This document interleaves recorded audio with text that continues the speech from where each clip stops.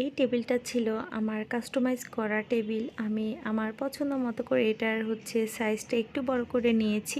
আর এই টেবিলটার বডি আমি 4 ইঞ্চি করে লম্বায় আর চওড়ায় বাড়িয়েছি। আর গ্লাসটা 6 ইঞ্চি আর 4 ইঞ্চি আমি বাড়িয়েছি।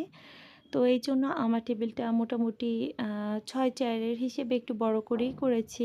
আর যেহেতু ছোট টেবিল ছিল আমি অনেক ঝামেলার সম্মুখীন হয়েছি। কোনো গেস্ট আসলেও অনেক খাবার টেবিলে রাখতে পারতাম না বা চাইলেও অনেক কিছু বানিয়ে রাখা ঝামেলা হয়ে যেত।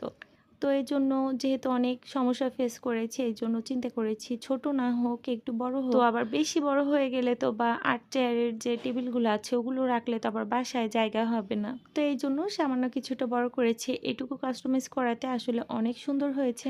আর আমার টেবিলটা সেগুন কাঠের আর আমি অনেকদিন ধরে সেগুন কাঠের টেবিলই কিনতে চেয়েছিলাম।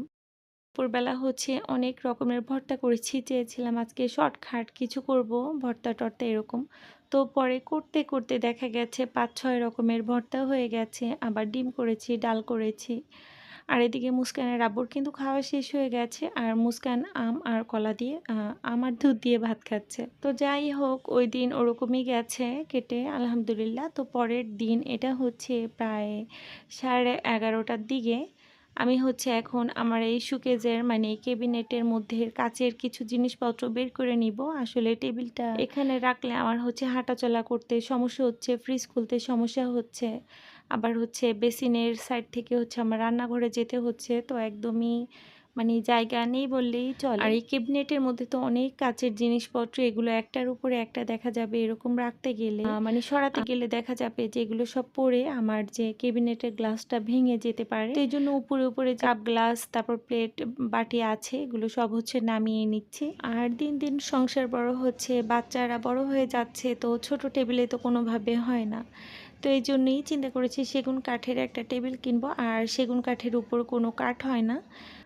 আর দেখা যায় ঘরে এক ফোঁটা জায়গাও নেই, তারপরও ঘরের জন্য এটা ওটা শুধু কিনতেই মনে চায়, শুধু মনে চায় এটা কিনি ওটা কিনি। তো এখন চিন্তা করেছি আর কোনো ওই যে থালা বাটি এই যে কাচের অনেক জিনিস হয়ে গেছে এগুলো আর কিনবো না। মাঝে মধ্যে মুস্কানের আব্বু বলে যে তোমাকে আরো একটা ক্যাবিনেট কিনে দিতে হবে, না হলে হবে না। আর এর মধ্যে যে কাপ প্লেট আছে এগুলোও কিন্তু মোটামুটি অনেকটা ময়লা হয়ে গেছে। এগুলো সব আবার এরকম রাখা যাবে না, পরে যখন গুছিয়ে রাখবো তখন একটু এদিক সেদিক করে একটু উলটপালট করে সুন্দরভাবে পরিষ্কার করে গুছিয়ে রাখবো।